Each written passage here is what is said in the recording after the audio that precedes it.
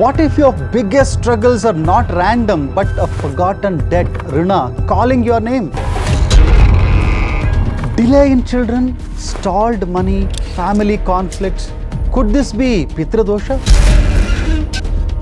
We are all born with 5 debts, the Pancha Runas. When Pitru Ṛṇa is ignored, it hardens into Pitru Dosha.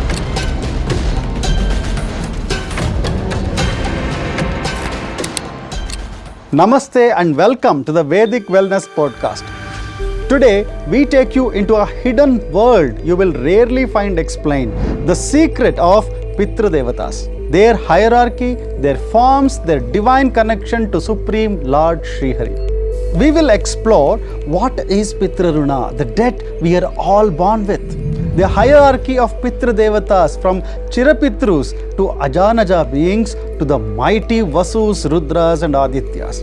The fascinating 7 Pitru Ganas, their names, stories and forms, many directly connected to great rishis and dynasties. How neglecting them leads to Pitru Dosha, seen even in your horoscope. Why, in truth, every Pitru Devata is a doorway to the indwelling Lord Srihari, presenting through his Antaryami forms of Pradyumna, Sankarshana and Vasudeva. Stay with me because after this episode, the way you see Pitru Paksha will never be the same.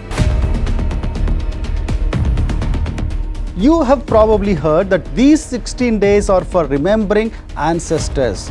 But here, we will uncover something you won't find in popular articles or casual explanation.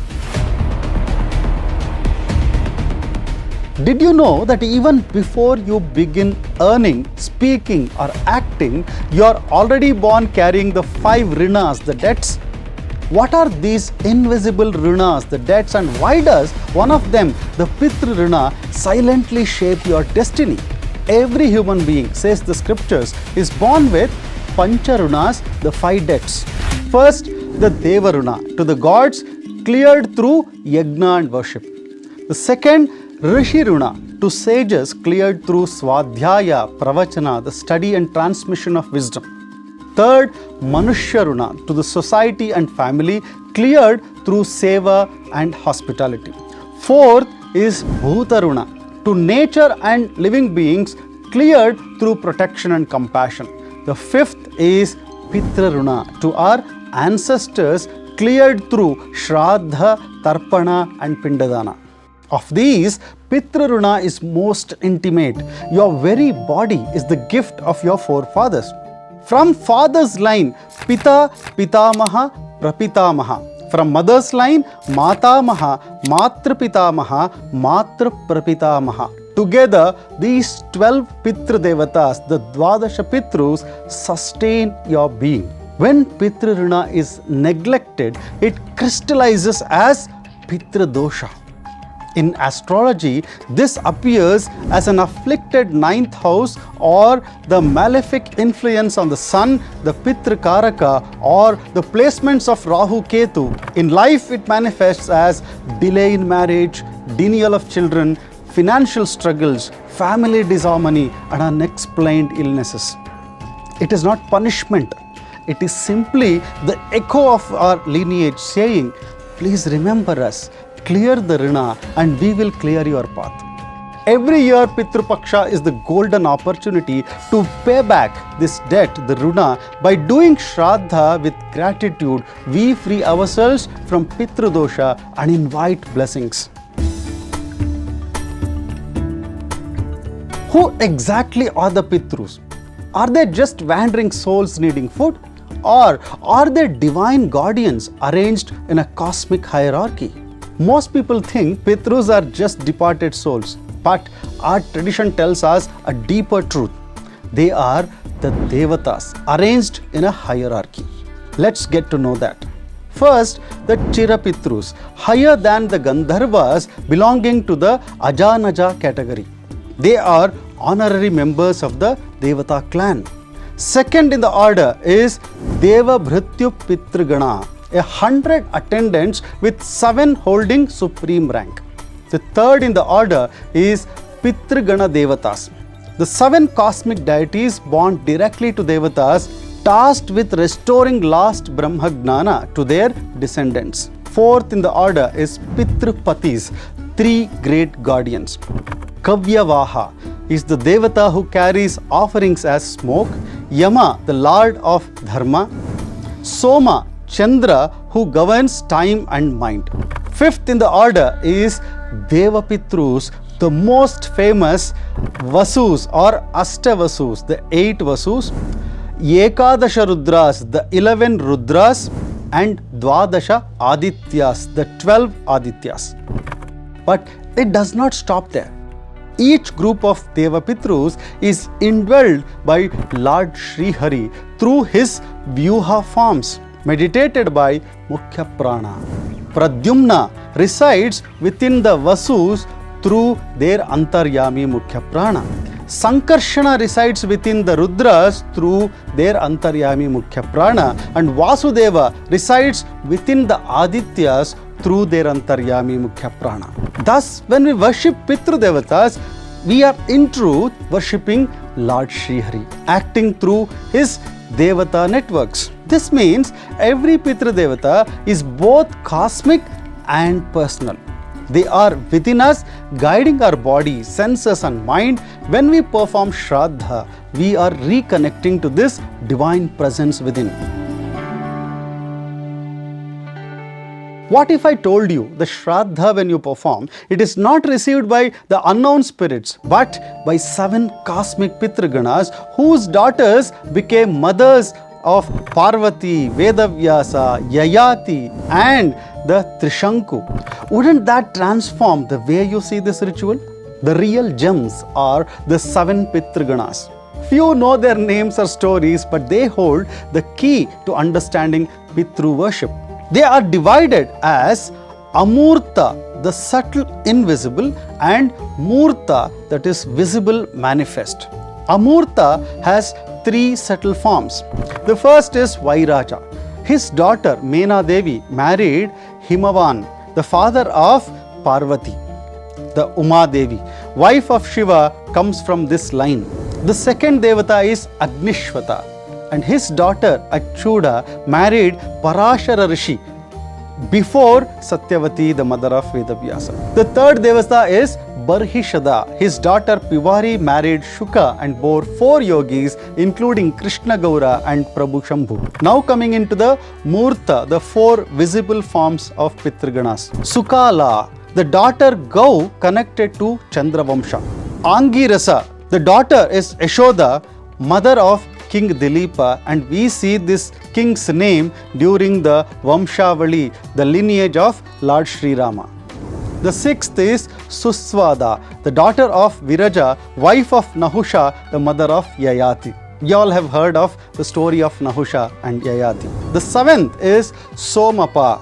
His daughter Narmada is wife of Purukutsu, the mother of Trishanku. We have all heard of Trishanku Swarga. From these 7, 3 accept our Shradha directly. Agnishwata is Pita, Barhishada Pitamaha, Somapa Prapitamaha. That is why when we form the pindas of rice, til, curd and honey, we visualize these devatas receiving them. We are not offering to shadows but to divine beings tied directly to the rishi and the royal lineages. This hidden detail transforms Shradha into a living meditation. The scriptures give us the verses describing how the Pitru Devatas appear. Visualizing them during Shradha fills the ritual with presence. First, let's look at the Devatas called Vasus, whose Antaryami is Lord Sri Hari as Pradyumna. Prasanna Vadana Saumya Varada Shakti Panayaha Padmasana Stita Dibujaha Suraktaha Vasavasadaha. They have this pleasing smile, 2 hands with Vara and Shakti seated on a lotus. Their garment is flame red, radiant like fire. Now moving on to Rudras, whose Antaryami is form of Lord Sri Hari, Sankarshana. Chaturbhuja Trinetrascha Jata Makuta Panditaha Abhayam Parashum Savye Varam Krishna Mrigancha Vamake. With 4 arms, 3 eyes, matted locks, white cloth adorned with jewels. In the right hand, they hold eggs and Abhaya. In the left, Varamudra and a black deer. Moving on to Adityas, whose Antaryami is the form of Lord Srihari, which is Vasudeva. Vibhuja Dinetrascha Padmastha Padmahastakaha Raktambara Dharas Sarve Sarva Bharana Bhushitaha. With 2 hands holding lotus, 2 eyes radiant red garments, seated on Padma in Surya Mandala, crowned and bejeweled. These images are not poetry alone, they are the tools for dhyana during Shradha. Silence is vital because Pitru Devatas respond more to mental visualizations than to the sound. What really happens when you perform Shradha with devotion? Is it just a tradition or does it actually change your destiny? When Pitru Paksha is honored, ancestors bless the family with health, harmony, progeny, prosperity and dharmic strength. Pitru Dosha is cleared, obstacles dissolve and paths open. When neglected, the shadow of Pitru Dosha continues, families suffer cycles of disharmony and delay. But remember, above all, it is not just ancestors we worship, it is Lord Srihari, the eternal Pita. As Pradyumna, he is the indweller of the Vasus. As Sankarshana, he resides within the Rudras. As Vasudeva, he shines within the Adityas. Through Mukhya Prana, he enlivens all Pitru Devatas and acts through them to guide us. The Upanishad says, the Pitrus accept our offering when our mind is steady, our heart full of faith. Thus, Shradha is not about fear, it is about gratitude, it is about saying, we remember you, we thank you, through you we bow to the eternal Supreme Srihari. This is the secret of Pitru Paksha, the fortnight that heals the past, purifies the present and blesses the future. So this Pitru Paksha, don't just go through rituals, do them with understanding, with visualization, with gratitude. Remember, all Pitru Devatas live within you, sustained by the Supreme Lord. If you have specific questions on Pitru Dosha, Shradha rituals or Pitru Ganas, please comment below. We will take them up with our scholars and bring you authentic answers. This podcast is meant to make a difference in your life, to help you lead a life of dharma and devotion, a life that clears the Runas, the debts, heals sufferings and brings peace. May your ancestors bless you. May Lord Srihari, the eternal Pita, guide you always. Hari Om.